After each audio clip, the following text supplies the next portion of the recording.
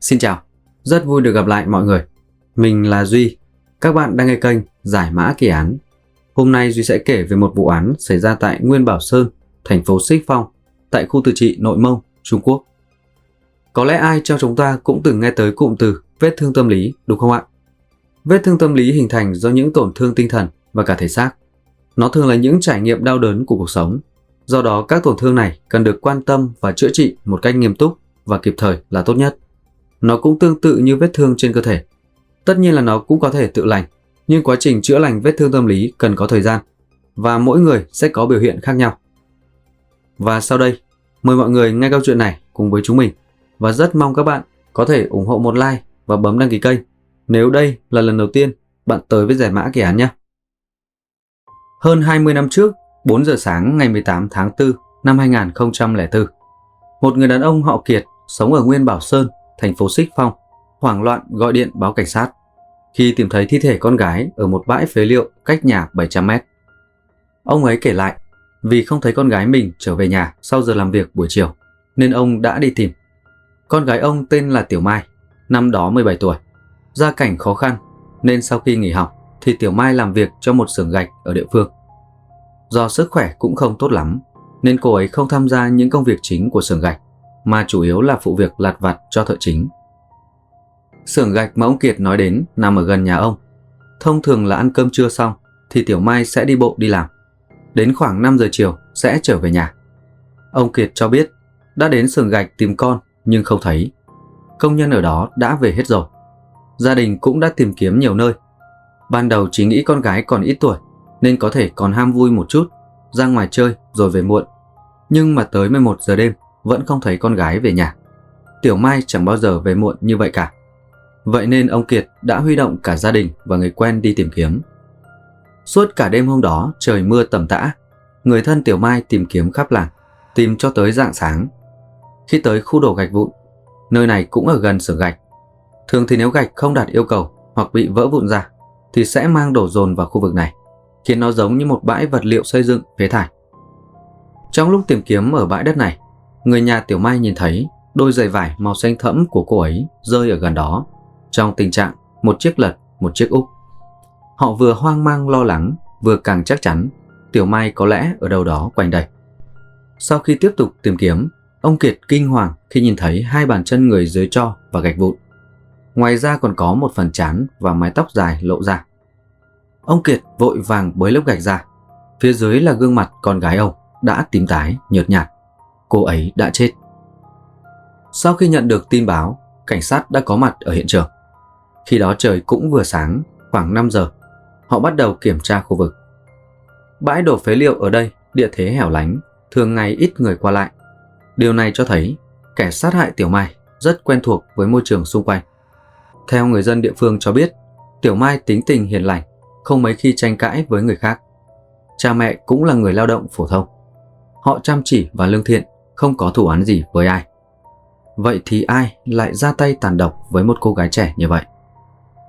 Sau khi bới hết lớp gạch đá và tro phủ trên người Tiểu Mai, cảnh sát thấy trên cổ nạn nhân có một vết bầm tím nhẹ, thêm vết bầm khá lớn ở miệng và mũi. Phía trong niêm mạc miệng cũng bị tụ máu. Những dấu vết này cho thấy một điều rõ ràng là hung thủ làm nạn nhân chết ngạt, nhưng không phải bằng cách bóp cổ, mà là bịt miệng, bịt mũi cô ấy. Mặc dù nguyên nhân tử vong là chết ngạt, nhưng mà trên cổ họng và bụng cô ấy có vết thương rất lớn do dao gây ra. Căn cứ vào miệng vết thương và lượng máu chảy ra không nhiều, có thể xác định vết thương gây ra sau khi nạn nhân tử vong. Nhưng mà tại sao cô ấy đã chết rồi mà hung thủ còn phải cắt cổ và rạch bụng nạn nhân? Kẻ sát nhân ra tay cực kỳ tàn nhẫn. Con dao gây án không tìm thấy ở hiện trường. Như vậy là hung thủ đã cầm theo hung khí sau khi ra tay giết người. Thời điểm tử vong của nạn nhân khoảng 11 đến 12 tiếng trước, tức là chừng 5 giờ chiều ngày 17. Tại hiện trường vụ án, sau khi loại trừ hết dấu chân của người nhà Tiểu Mai đi tìm cô ấy, thì còn một dấu chân của người lạ. Dấu chân còn rất mới, là cỡ 42. Nhìn nó giống như loại giày thể thao mà những nam thanh niên thường đi. Thông qua sải bước chân của người này và độ lún của bước chân, cảnh sát phán đoán được dấu chân này là của một người đàn ông có vóc dáng trung bình, cao khoảng 1m7. Ngoài dấu chân này ra thì cảnh sát tạm thời chưa phát hiện ra manh mối nào khác hữu ích cho việc phá án. Thêm nữa là sau khi xảy ra vụ án, đêm hôm đó lại mưa to gió lớn nên ảnh hưởng hiện trường rất nhiều. Lúc này cảnh sát chia thành 2 nhóm để thực hiện nhiệm vụ. Một nhóm tiếp tục tìm kiếm manh mối tại hiện trường, còn một nhóm khác đi hỏi thăm tình hình xung quanh gần xưởng gạch để tìm kiếm manh mối từ nhân chứng. Một người đàn ông họ Trương nói rằng khoảng 6 giờ tối ngày 17, ông từng nhìn thấy một người đàn ông cao khoảng 1m7, vóc dáng trung bình, đi từ bãi phế liệu ra, nhưng mà chỉ thấy sau lưng. Anh ta vừa người, không béo không gầy, vội vàng vừa đi vừa chạy, bước rất nhanh. Khi đó ông Vương đang chở gạch nên chỉ nhìn thoáng qua, không chú ý lắm, mà chỉ cặm cụi với công việc của mình. Người đàn ông mà nhân chứng vô tình nhìn thấy so với nghi phạm mà cảnh sát đã tìm thấy dấu chân trước đó, về đặc điểm vóc dáng thì khá là giống nhau. Bởi vì theo thông tin nhân chứng cung cấp, nghi phạm đi bộ, thì có lẽ nơi hắn ở sẽ không quá xa vị trí xưởng gạch này. Cảnh sát cho khoanh vùng hiện trường vụ án trong khoảng 2 cây số, điều tra từng nhà, từng người, đặc biệt phải tập trung điều tra những người có xu hướng bạo lực, vì cách thức ra tay của hung thủ trong vụ án này rất dã man. Dân cư sinh sống ở khu vực gần xưởng gạch, mặc dù số lượng không nhiều lắm, nhưng nhà cửa rất rải rác, chứ không tập trung thành một khu vực. Vì thế công tác điều tra của cảnh sát tốn rất nhiều thời gian. Nếu thời gian kéo dài càng lâu thì càng bất lợi cho việc phá án. Cùng lúc đó, bố mẹ của nạn nhân Tiểu Mai đột nhiên nhớ ra một việc và tìm đến cảnh sát để báo cáo. Họ nói có một người rất phù hợp với đặc điểm hình dáng của nghi phạm mà cảnh sát đang tìm. Đó là một công nhân cũng làm việc ở xưởng gạch, tên là Tăng Thiết Lưu. Anh ta có một lần đến nhà tìm Tiểu Mai, muốn rủ đi chơi. Nhưng lúc đó Tiểu Mai không có ở nhà. Ông Kiệt thấy là con gái mình còn nhỏ. Hơn nữa, nhìn người thanh niên họ Tăng này, ông đánh giá cũng không phải là người có tiền đồ. Do sống cùng khu vực nên ông biết về anh ta khá rõ. Người này 23 tuổi, ngoại trừ khéo miệng, giao tiếp tốt nên được lòng người khác, thì anh ta chẳng có gì. Căn nhà ngói rách nát cũng là đang ở chung với bố mẹ. Vậy nên hôm đó, sau khi người này nói rõ mục đích với ông Kiệt là muốn rủ Tiểu Mai đi chơi và tìm hiểu cô ấy, liền bị ông Kiệt từ chối thẳng thừng. Ông nói con gái còn nhỏ, chưa nên yêu đương, và bảo anh ta lần sau đừng tới nữa. Sau chuyện này, Tăng Thiết Lưu cũng không tới tìm con gái ông lần nào nữa, và ông Kiệt cũng không nói lại cho Tiểu Mai biết. Tăng Thiết Lưu cũng cao khoảng 1m68, khá phù hợp với đặc điểm của nghi phạm. Vì vậy cảnh sát đã đưa anh ta vào danh sách trọng điểm để điều tra. Cảnh sát lập tức tìm đến nhà Tăng Thiết Lưu, hỏi anh ta về thời điểm xảy ra vụ án, anh ta đang ở đâu. Tăng Thiết Lưu nói, ngày 17 tháng 4 thì trưa hôm đó anh ta đã về nhà ngoại chơi nên không đi làm ở xưởng gạch. Tuy nhiên anh ta đi một mình, không có nhân chứng. Thời điểm đó bố mẹ của anh ta đang đi làm thuê ở nơi khác, cũng không có nhà. Khi cảnh sát hỏi thêm một số người hàng xóm xung quanh về việc Tăng Thiết Lưu đã về quê, thì những người hàng xóm này đều trả lời rằng họ không biết và cũng không để ý lắm. Vì bình thường Tăng Thiết Lưu hay chào hỏi mọi người, bề ngoài thì khá cởi mở, nhưng mà việc riêng của anh ta và gia đình thì ít khi anh ta nói ra ngoài, khá kín miệng về vấn đề này. Anh ta có đi đâu cũng không nói với ai. Để làm rõ lời khai của Tăng Thiết Lưu, cảnh sát đã đến quê ngoại của anh ta để điều tra. Sau khi tìm hiểu, gặp những người họ hàng, bạn bè và hàng xóm của Tăng Thiết Lưu ở quê, họ đều nói rằng từ trưa ngày 17 tháng 4 cho tới chiều tối ngày 18 tháng 4, Tăng Thiết Lưu ở quê. Hôm đó còn làm cỗ đãi năm mâm. Anh ta phụ người nhà nấu nướng dọn dẹp, không hề rời đi. Cảnh sát sau khi kiểm tra cẩn thận trường hợp này đã loại trừ khả năng gây án của anh ta. Từ những manh mối ít ỏi có được ở hiện trường, lúc đó cảnh sát tập trung vào mấy khía cạnh trọng điểm. Thứ nhất là một nam thanh niên từ 18 tới 25 tuổi, có thể lực khỏe mạnh. Thứ hai, phải là một người quen thuộc với địa hình khu vực này. Hơn nữa, kẻ này có hành vi bạo lực nghiêm trọng, có thể là nghiện game, ngáo game. Bởi vì hành vi cắt cổ và rạch bụng nạn nhân, nó không chỉ đơn giản giống như là hành vi ra tay để chắc chắn nạn nhân phải chết, mà vết mổ phanh rất lớn khiến một phần nội tạng tràn ra ngoài. Cách hắn ra tay có vẻ biến thái. Sau khi sàng lọc nhiều lần, cuối cùng chọn ra được 3 nghi phạm trọng điểm, nhưng dần dần đều xác minh được bằng chứng ngoại phạm của họ. Chỉ còn một thanh niên là Trương Thành không thể nói rõ ràng vào ngày xảy ra vụ án là anh ta đã đi đâu hay làm gì. Người thanh niên này khi đó mới 16 tuổi, đang học cấp 3 ở địa phương, nhưng khoảng 2 tuần trước đó đã bỏ học. Cảnh sát đã hỏi Trương Thành vào khoảng 5 giờ chiều ngày 17 tháng 4 đã làm gì và ở đâu. Nhưng Trương Thành nói đã mấy ngày rồi, không nhớ được nữa. Nhưng chắc là hôm đó cũng ở nhà chơi game như mọi khi thôi. Cảnh sát đã tới những điểm mà người thanh niên này thường lui tới, như quán tạp hóa bán thuốc lá gần nhà, để hỏi thêm thông tin, nhưng không lấy được manh mối gì. Họ cũng hỏi cha mẹ Trương Thành, thì hai người này nói con trai họ sau khi bỏ học, bình thường cũng không ra ngoài, chỉ thích ở nhà chơi game. Nhưng cha mẹ của Trương Thành cũng đi làm cả ngày, chỉ có thể đoán rằng con trai ở nhà chơi game, là phán đoán dựa theo thói quen thường ngày của Trương Thành thôi, chứ cũng không thể chắc chắn được. Như vậy, không có ai có thể chứng minh được trong thời gian xảy ra vụ án, Trương Thành rốt cuộc có ở nhà hay không. Sau đó, cảnh sát chính là dựa theo dấu chân ở hiện trường, mang so sánh với cỡ giày và loại giày Trương Thành đi lúc đó, thấy không khớp cả cỡ lẫn loại giày. Trương Thành chỉ có một đôi giày thể thao cỡ 40. Bạn học cũ và người thân đều khẳng định điều này, nó không phải là cỡ 42 như ở hiện trường. Sau khi kiểm tra và so sánh dấu chân, Trương Thành được loại khỏi danh sách nghi phạm. Vậy là những người bị nghi ngờ lần lượt bị loại trừ, nhưng cảnh sát vẫn không tìm được manh mối giá trị nào về hung thủ. Cùng lúc đó, vụ án mạng này đã được lan truyền một cách sai lệch và rùng rợn ở địa phương. Bởi vì bụng của nạn nhân bị mổ phanh ra, nên người dân trong khu vực lúc đó đồn đại rằng có một nhóm tội phạm từ nơi khác đến, chuyên tìm trẻ em và trẻ vị thành niên để giết và cướp nội tạng. Tin đồn đã lan truyền khắp nơi, khiến người dân địa phương hoang mang lo sợ. Mặc dù cảnh sát đều biết rõ sự thật không phải như vậy, nạn nhân đúng là bị hung thủ rạch bụng, nhưng nội tạng không hề bị mất. Nhưng mà làm cách nào để giải thích được điều này với người dân bây giờ? Để ngăn chặn những tin đồn này lan rộng, chỉ có cách cố gắng phá án càng sớm càng tốt. Nhưng không dấu vân tay, không DNA, cũng không có camera khu vực. Làm thế nào để khoanh vùng được nghi phạm? Cứ như thế, vụ án đi vào ngõ cụt vì quá ít manh mối. Thoáng chốc, kể từ năm 2004, khi Tiểu Mai bị hại, đã 11 năm trôi qua, nhưng chỉ cần xảy ra vụ án tương tự, cảnh sát đều sẽ so sánh với vụ sát hại Tiểu Mai để phân tích tình hình cụ thể. Đến năm 2015, một vụ án khác xảy ra. Cô gái 18 tuổi, Lý Linh, bị một người đàn ông lạ mặt kéo vào một căn nhà bỏ hoang. Tại đó, kẻ này đã đánh đập Lý Linh rất dã man, đến khi cô ấy bất tỉnh. May mắn là sau khi Lý Linh tỉnh dậy, cô ấy phát hiện cửa không khóa nên đã chạy ra ngoài và báo cảnh sát. Lý Linh đã kể lại cho cảnh sát quá trình gây án của người phạm, cũng như đặc điểm ngoại hình đại khái của người đó. Lý Linh nói cô ấy hoàn toàn không có thù oán hay là có quen biết gì với kẻ tấn công cô ấy. Sau đây chúng ta sẽ nghe lời kể của Lý Linh về tình huống cô ấy gặp nạn. Lý Linh mỗi ngày trên đường đi làm về nhà. Để gần hơn thì cô ấy sẽ đi tắt qua một khu nhà xưởng bỏ hoang. Mặc dù con đường này rất ít người qua lại, nhưng nó quen thuộc, vậy nên Lý Linh không cảm thấy sợ hãi hay lo lắng gì mỗi lần đi qua đây. Lúc đó khoảng 5 giờ 30 phút chiều, Lý Linh như thường lệ đang trở về nhà, thì có một người đàn ông lạ mặt. Anh ta còn trẻ, khoảng chừng 20 mấy tuổi, tiến đến bắt chuyện với Lý Linh. Người này nói rằng em gái của anh ta mới hơn 10 tuổi, vừa chơi ở đây mà chạy đâu bị lạc mất rồi, muốn nhờ cô ấy tìm giúp. Lý Linh vốn là người tốt bụng, lại thấy người đàn ông có vẻ rất lo lắng.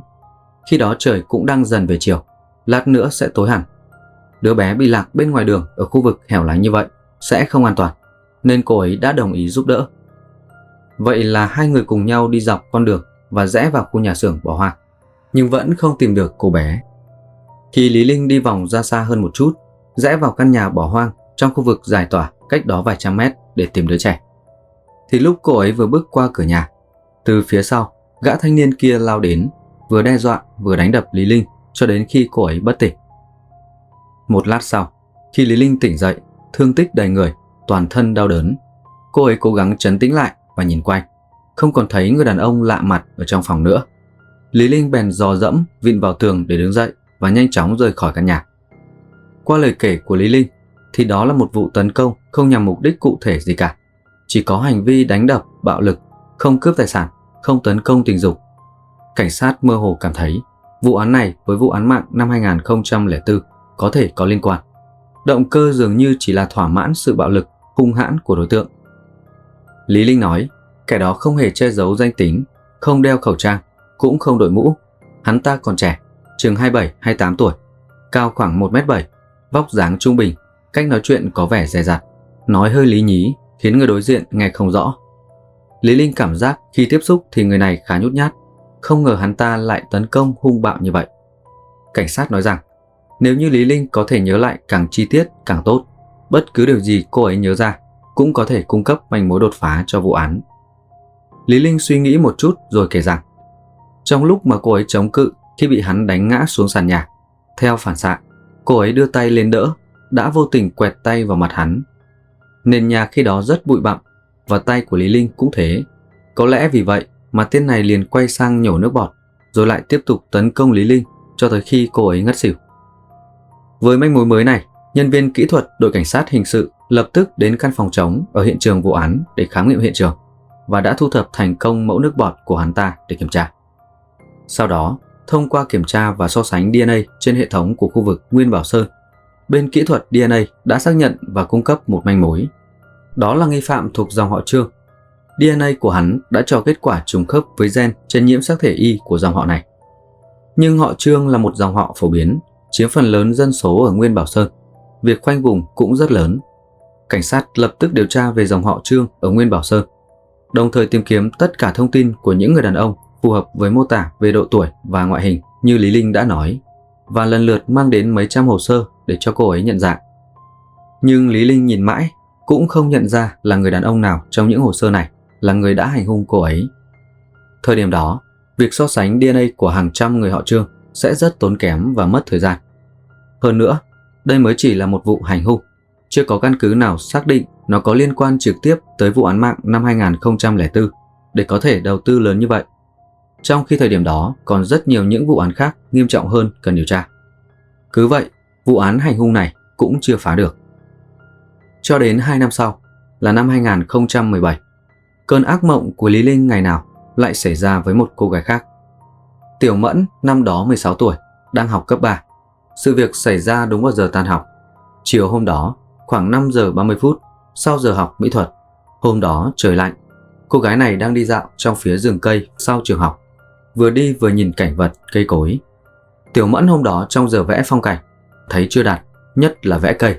Tiểu Mẫn cảm thấy mình vẽ vân gỗ và tán lá nhìn đều rất cứng, không có độ mềm mại tự nhiên, nên đã vừa đi vừa quan sát cảnh vật để ghi nhớ và vẽ lại sau. Đang chăm chú như thế thì đột nhiên Tiểu Mẫn bị lôi ngược lại phía sau, rồi kéo vào một bụi cây rậm rạp gần đó. Kẻ lạ mặt đè Tiểu Mẫn xuống rồi bóp cổ. Cô ấy cố gắng vùng vẫy và hét lên, nhưng không được. Tiểu Mẫn càng giãy giụa thì bàn tay của kẻ lạ mặt càng siết chặt. Sau đó hắn đột nhiên buông tay. Tiểu Mẫn bị ngộp, vừa thở được một hơi thì hắn lại vồ lấy cô gái trẻ, dùng tay bịt miệng và mũi Tiểu Mẫn, cứ thế kéo lê cô ấy trên nền đất tới vài mét. Sau đó hắn lại đẩy Tiểu Mẫn ngã úp mặt xuống nền đất. Lúc này hắn bắt đầu nói chuyện với cô bé. Hành vi thì thô bạo là vậy, nhưng giọng điệu của hắn ta lại nhẹ nhàng, nhỏ nhẹ như một cô gái. Hắn ghé sát mặt nhìn Tiểu Mẫn và nói: "Đừng kêu nữa, sẽ không ai cứu được em đâu. Nơi này vắng vẻ lắm, nếu em còn hét lên, tôi sẽ giết em đấy." Nghe gã đàn ông nói vậy, Tiểu Mẫn sợ bị hắn giết, không phản kháng, cũng không dám lên tiếng. Lúc này Tiểu Mẫn đối mặt với hắn ta, nhìn rõ được hắn là một người đàn ông trẻ tuổi, không đeo khẩu trang, không đội mũ, mặt hơi tròn, hai lông mày gần như giao nhau. Nhưng ngay sau khi nói những lời có phần nhẹ nhàng và lý nhí như vậy, bỗng dưng kẻ này đứng vụt dậy, rồi gần như hắn đột nhiên phát điên, lao vào đấm đá Tiểu Mẫn túi bụi. Ngay trong lúc Tiểu Mẫn đang hoảng loạn, chỉ biết ôm đầu và nằm co người chịu đựng kẻ lạ mặt kia đánh đập, thì cô ấy lại hình như nghe thấy có tiếng người vọng lại. Nghe lao xao như là có tiếng nhiều người.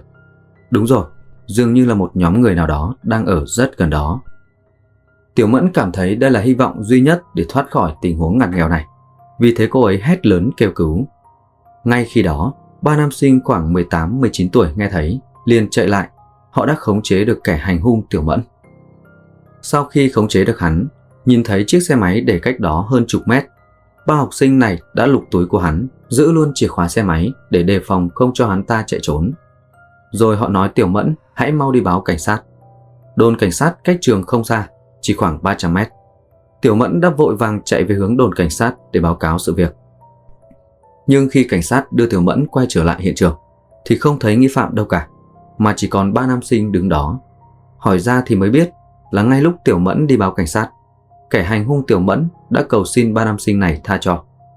Hắn còn nói rằng do làm rơi tiền, Tiểu Mẫn nhặt được nhưng không chịu trả lại, nên sau đó hai người tranh cãi dẫn tới xô xát. Bây giờ hắn đã biết sai rồi, cầu xin họ tha lỗi cho hắn. Cả ba nam sinh này đều mới 18 tuổi, kinh nghiệm sống không nhiều, cũng không thể xảo quyệt bằng tên tội phạm. Khi thấy hắn ta khẩn khoản cầu xin quỳ lạy, họ đều chưa đối mặt với tình huống này bao giờ, nên cũng có phần lơ là cảnh giác với hắn ta. Và khi mà ba nam sinh này đang bàn bạc với nhau về tình huống khi đó, thì kẻ lạ mặt kia đột nhiên đứng phát dậy.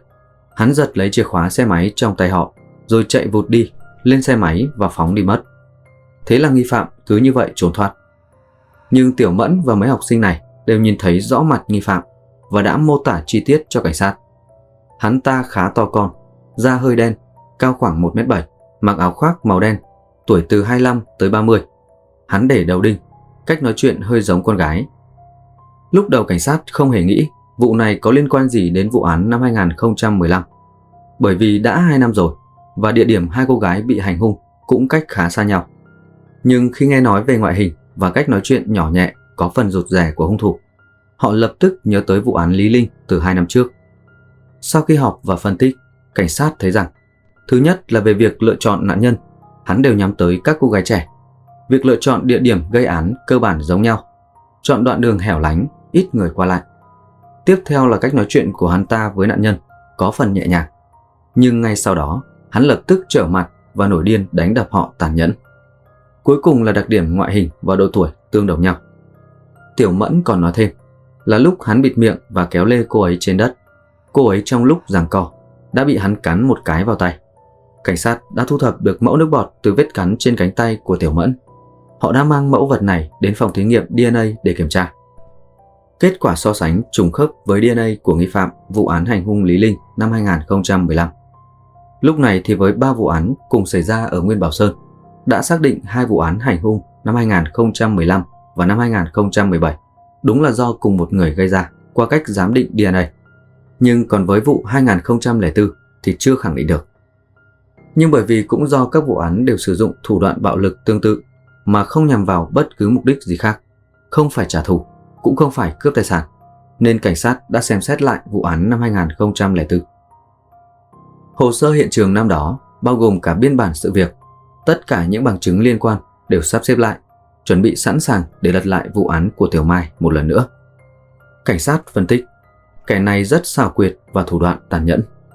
Nếu không phá án sớm, sẽ còn có những cô gái trẻ khác gặp nguy hiểm. Vì DNA tạm thời không thể xác định được danh tính cụ thể của nghi phạm giữa hàng trăm người ngoài kia. Vậy thì chìa khóa để phá án đều tập trung vào việc nạn nhân Tiểu Mẫn và 3 nam sinh tham gia ứng cứu nạn nhân đã nhìn thấy rõ gương mặt của nghi phạm vào ngày hôm đó. Trong lần thứ 2 khi cảnh sát tới lấy thông tin, một nam sinh nhớ lại và cung cấp thêm một số chi tiết. Là chiếc xe máy của hung thủ là màu đen và còn nhớ ra 2 số cuối của biển số xe máy là 99. Vì nơi xảy ra vụ án tương đối hẻo lánh, gần cánh rừng sao Trường, nơi đó không lắp đặt thiết bị giám sát. Điều này đã gây khó khăn lớn cho công tác điều tra. Trước tình hình đó, đội kỹ thuật hình sự đã tiếp tục mở rộng tìm kiếm ra các khu vực bên ngoài. Sau 3 ngày liên tục mở rộng phạm vi tìm kiếm, cảnh sát cuối cùng cũng phát hiện ra dấu vết của nghi phạm trong một video giám sát của một đoạn đường cách đó 800 mét. Trên video mà chúng ta đang quan sát, nghi phạm lái chiếc xe máy màu đen, chạy từ xa hướng về phía mắt camera. Người này mặc áo khoác màu đen. Mọi thứ khá trùng khớp với mô tả của nạn nhân cũng như mô tả của các nam sinh trung học. Ở một góc quay khác, có thể nhìn thấy 2 số cuối của biển số xe cũng là 99. Hoàn toàn trùng khớp như một nam sinh đã nhớ lại. Khi nam sinh này được cho xem hình ảnh trên video để nhận diện, anh ấy nói quả thật là loại xe, chiếc áo đen, dáng người và biển số đều rất giống. Bây giờ, công việc quan trọng nhất là phải xác định danh tính của người đàn ông đi xe máy. Cảnh sát quyết định tìm người theo xe và rất nhanh đã tìm được thông tin đăng kiểm. Chủ chiếc xe họ Lưu, sống ở thành phố Xích Phong. Nhưng anh ta nói mấy năm trước đã bán chiếc xe này rồi, và bán cho ai thì anh ta cũng không biết luôn, vì khi đó là bán kiểu trung gian thông qua một tiệm sửa xe địa phương. Cảnh sát dựa vào lời kể của chủ xe đã đến tiệm sửa xe và bán xe máy cũ. Nhưng mà ông chủ tiệm sửa xe cho biết là tiệm đã sang nhượng lại từ hơn 2 năm trước. Anh ta là chủ mới, còn chủ quán cũ đã sang nhượng tiệm, rồi bây giờ đi đâu thì anh ta cũng không rõ. Hồ sơ mua bán trước đây thì chủ cũ không bàn giao lại, giờ chẳng rõ chiếc xe đó bán cho ai. Vậy là manh mối dò tìm từ cửa hàng bán xe cũ là không thể điều tra được nữa. Cảnh sát lại tiếp tục phân tích và đánh giá tình hình, xem là bằng cách nào để từ chiếc xe máy có thể tìm được người chủ mới, khi mà họ mua bán gần như chỉ là mua bán sang tay, không làm giấy tờ gì cả. Sau đó, trong quá trình rà soát tất cả thông tin liên quan đến chiếc xe máy này, kể cả thông tin vi phạm giao thông, cảnh sát tìm được cách đây hơn 1 năm trước. Vào tháng 3 năm 2016, chiếc xe máy này đã bị một vé phạt do vượt đèn đỏ. Điều trùng hợp hơn nữa là người nộp phạt này cũng họ Trương. Anh ta cũng từng có tên trong danh sách khoanh vùng của vụ án tấn công nạn nhân Lý Linh năm 2015. Và người này cũng sống gần nhà nạn nhân đầu tiên là Tiểu Mai ở khu vực xưởng gạch. Anh ta cũng từng là nghi phạm bị điều tra vào năm 2004, rất là trùng hợp. Lúc này thì để xác định chắc chắn thêm danh tính của nghi phạm này, cảnh sát đã tìm gặp Tiểu Mẫn và 3 nam sinh để cho họ nhận dạng qua ảnh. Sau khi nhận dạng thì cả 4 người đều chỉ vào bức ảnh số 8, nói rằng chắc chắn đây chính là người đã hành hung Tiểu Mẫn vào ngày hôm đó. Kẻ này tên Trương Thành, là người quê quán ở Nguyên Sơn Bảo, thành phố Xích Phong. Sau khi xác định được danh tính của nghi phạm, cảnh sát quyết định triển khai bắt giữ Trương Thành. Nhưng lúc này lại không tìm được Trương Thành đâu. Thời điểm đó Trương Thành đang làm công việc bảo vệ. Sau khi tấn công Tiểu Mẫn thì Trương Thành liền biến mất ngay, không xin nghỉ phép, cũng không nói là xin thôi việc. Cứ thế biến mất, không cần lấy lương tháng đó. Số điện thoại đang dùng cũng tắt sóng. Dường như hắn bỏ trốn do việc bị 3 nam sinh khống chế đã khiến hắn cảm thấy bất an và sợ bị lộ. Lúc này cảnh sát chỉ có thể thông qua phân tích địa điểm video giám sát để dò theo lộ trình chiếc xe máy nhằm tìm kiếm tung tích của Trương Thành. Một ngày sau, họ đã khoanh vùng được khu vực mà Trương Thành xuất hiện và bố trí lực lượng mặc thường phục ở đó để chờ sẵn. Sau 2 ngày mai phục gần đó thì một chiếc xe máy khả nghi cùng kiểu dáng do một nam thanh niên điều khiển chạy qua. Khi đó 2 cảnh sát mặc thường phục đã phát hiện ra đúng là biển số xe của Trương Thành mà họ đang tìm. Nhưng khu vực này đông dân cư, bắt giữ có thể gây nguy hiểm cho người dân trên đường, nên họ đã không bắt hắn ngay mà quyết định theo dõi Trương Thành, chờ đợi thời cơ tốt nhất. Lúc đó Trương Thành vừa đi vừa nhìn ngó, đôi khi dừng lại một chút rồi lại tiếp tục đi, không rõ hắn định làm gì hay là đang tìm kiếm đối tượng. Cứ tiếp tục theo dõi khoảng 10 cây số, đến một quãng vắng vẻ, cảnh sát đã bắt giữ Trương Thành một cách thuận lợi. Sau khi bị bắt, Trương Thành đã nhanh chóng thừa nhận vụ hành hung Lý Linh năm 2015 và Tiểu Mẫn năm 2017 là do hắn gây ra. Bởi vì sự việc này có 3 học sinh đã từng khống chế hắn ta, cùng với bằng chứng DNA, tất nhiên là không thể chối cãi. Nhưng Trương Thành nói, vụ giết người năm 2004 thì không có liên quan gì tới hắn. Cả 3 vụ án đều có yếu tố bạo lực nghiêm trọng và không nhằm vào mục đích gì rõ rệt ngoại trừ việc bạo hành nạn nhân. Cảnh sát vẫn cho rằng chắc chắn có mối liên quan giữa những vụ này. Khi đó, họ đã điều chỉnh phương pháp từ thẩm vấn sang trò chuyện, hỏi hắn về cuộc sống thường ngày, gia đình hắn ta. Sau đó, cảnh sát quyết định hỏi Trương Thành về những chuyện đã xảy ra từ năm 2004 đến năm 2017, để dần dần Trương Thành có thể hồi tưởng, nhớ kỹ về sự việc khi đó. Thực ra cái này là nói văn hoa vậy thôi. Duy đọc thấy tài liệu viết như vậy, chứ Duy cũng chưa hiểu là tâm sự, trò chuyện để tác động tâm lý theo nghiệp vụ của họ xuất sắc đến mức độ nào khiến nghi phạm nhớ ra, kiểu như giác ngộ và nhận tội luôn như vậy. Có lẽ cái này thuộc về nghiệp vụ điều tra, họ không tiện tiết lộ chi tiết. Hoặc là có cách đơn giản hơn nhưng mà hiệu quả, có thể giúp nghi phạm phục hồi trí nhớ nhanh chóng tức thời, mà có lẽ ai trong chúng ta cũng đoán được, đúng không ạ? Tiếp tục với câu chuyện. Sau khi được cảnh sát giúp phục hồi trí nhớ bằng một số nghiệp vụ nào đó, Trương Thành khai nhận hắn ta có tham gia vào vụ giết hại Tiểu Mai năm 2004. Nhưng không phải chỉ một mình hắn ta gây án, mà còn có một đồng phạm khác là bạn thân của hắn khi đó. Người này tên là Triệu Bằng, cũng là người ở thành phố Xích Phong. Năm xảy ra án mạng, Trương Thành 16 tuổi, còn Triệu Bằng 17 tuổi. Trương Thành và Triệu Bằng tính cách vốn nhút nhát, ít nói, lại học kém nên thường xuyên bị bắt nạt ở trường. Tâm lý thù hận của hắn ta rất nặng nề, hắn rất muốn trả thù. Lời lẽ hàn học viết đầy trong cuốn sổ nhật ký khi đó. Sau khi Trương Thành bỏ học, hắn chủ yếu ở nhà chơi game và xem phim. Lúc đó chỉ mới 16 tuổi, đã thường xuyên xem những bộ phim bạo lực, kinh dị, máu me. Dần dần hắn rủ thêm cả Triệu Bằng, cùng nhau xem những bộ phim sinh tồn, truy đuổi, kiểu như một kẻ sát nhân sẽ tìm kiếm và sát hại một nhóm người, giống kiểu săn mồi. Thực ra kiểu phim kinh dị này thì chúng ta cũng xem, nhưng tâm lý của chúng ta khi xem những loại phim này thì sẽ kiểu như lo lắng, hồi hộp, cầu mong cho nạn nhân trốn thoát khỏi kẻ săn đuổi, đúng không ạ? Nhưng với Trương Thành và Triệu Bằng thì ngược lại, kiểu như chúng lại thuộc phe sát nhân, cảm thấy hả hê, thoải mái nếu như kẻ đó giết được người. Còn nếu mà thấy giết hụt là hậm hực, vừa xem vừa chửi ngu nữa. Nghiêm trọng hơn là Trương Thành và Triệu Bằng dần dần như tìm thấy cách an ủi bản thân và sở thích từ những bộ phim kinh dị này. Cùng với việc tâm lý dần dần méo mó như thế, sau khi hai tên này bỏ học, không có việc gì làm, chỉ ở nhà chơi game. Ngày 17 tháng 4 năm 2004, khi hắn và Triệu Bằng chơi game với một nhóm đối thủ khác và là chơi ăn tiền, nhưng bọn chúng thua rất nhiều trận và mất một khoản tiền khá khá. Khi đó trong lòng rất giận dữ, liền bàn nhau cùng làm một việc gì đó điên rồ để trút giận. Trương Thành nói, lúc đó hắn ta và Triệu Bằng chỉ là muốn tìm kiếm thứ mà chúng gọi là cảm giác mạnh và làm thử, giống như là cách giết người trong những bộ phim kinh dị mà chúng đã xem. Vậy nên bọn chúng đã chuẩn bị dao và găng tay. Sau đó chúng lang thang trên đường tìm đối tượng. Khi chúng đang đi về phía lò gạch thì nhìn thấy Tiểu Mai đang trên đường tan làm về nhà, và cô ấy đi tắt qua hướng bãi phế liệu cho nhanh. Vì quãng đường này vắng vẻ nên bọn chúng liền bám theo, rồi kéo theo Tiểu Mai vào sâu trong bãi phế liệu. Và để tránh việc cô ấy kêu cứu thì hai tên này, kẻ thì bóp cổ, kẻ thì bịt miệng, khiến Tiểu Mai chết vì ngạt thở.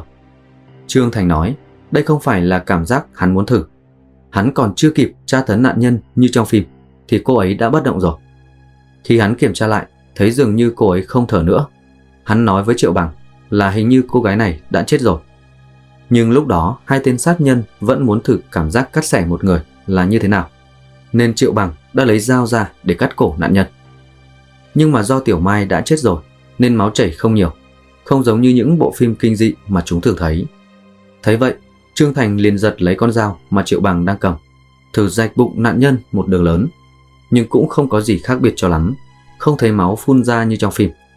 Bọn chúng rất thất vọng, liền cất con dao vào túi, phủ gạch vụn lên người nạn nhân rồi đi về nhà.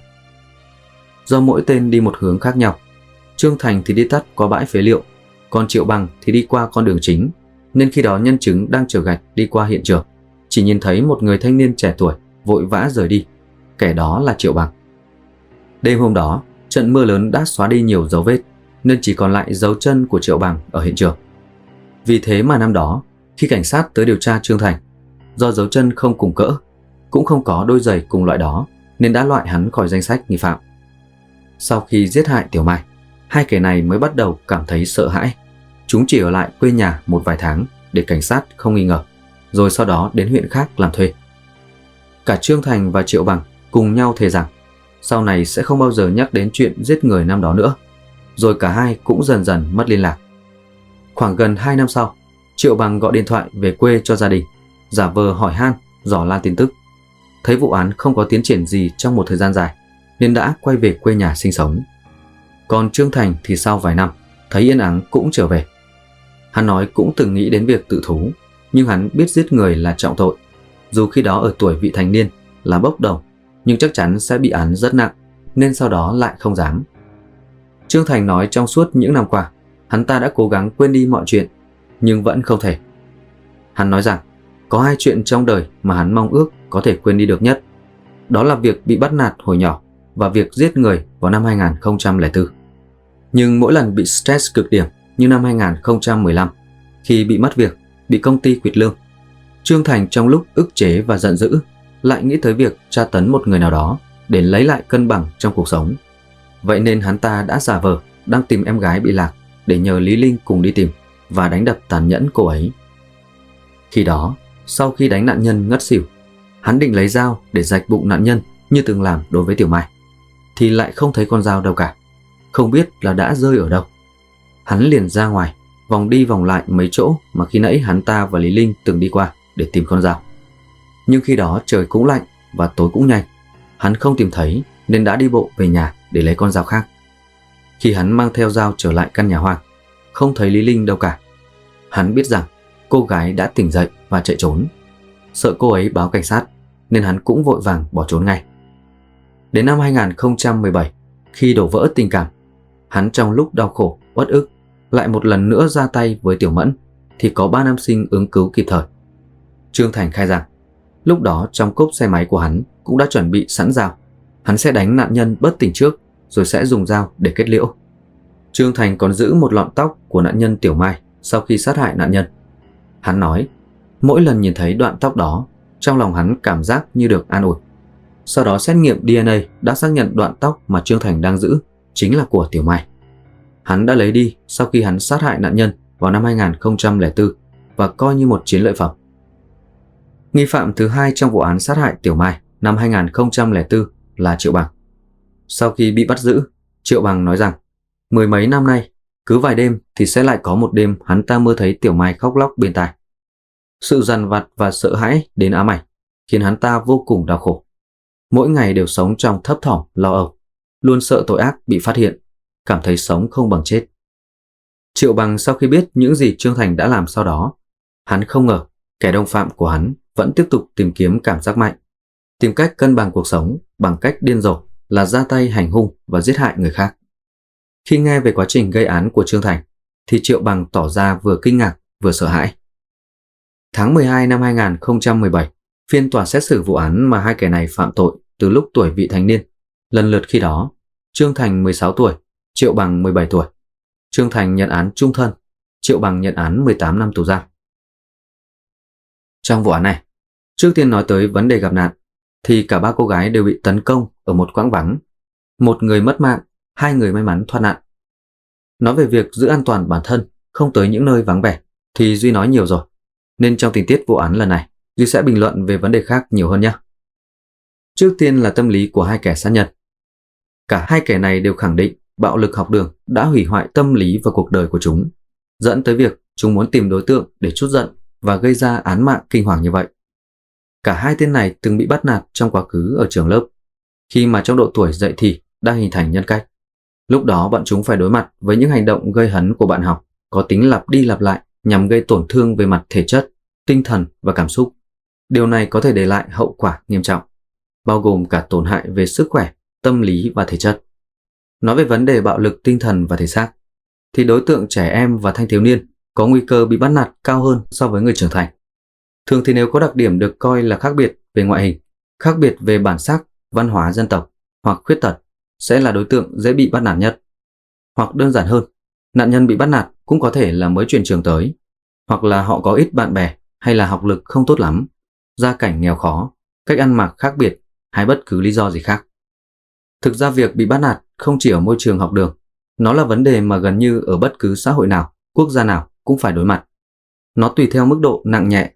Nếu xảy ra hậu quả nghiêm trọng thì mới dùng beng và lên trên mặt báo, mạng xã hội và pháp luật vào cuộc. Còn thực tế nó vẫn âm thầm diễn ra hàng ngày. Và Duy tin rằng có lẽ nhiều người trong chúng ta cũng từng trải qua bạo lực học đường. Nhưng cuộc sống mà, sau này trong suốt cuộc đời của chúng ta không chỉ có tình trạng bắt nạt ở học đường mà còn ở cuộc sống ngoài xã hội, thậm chí ở môi trường làm việc cũng có luôn.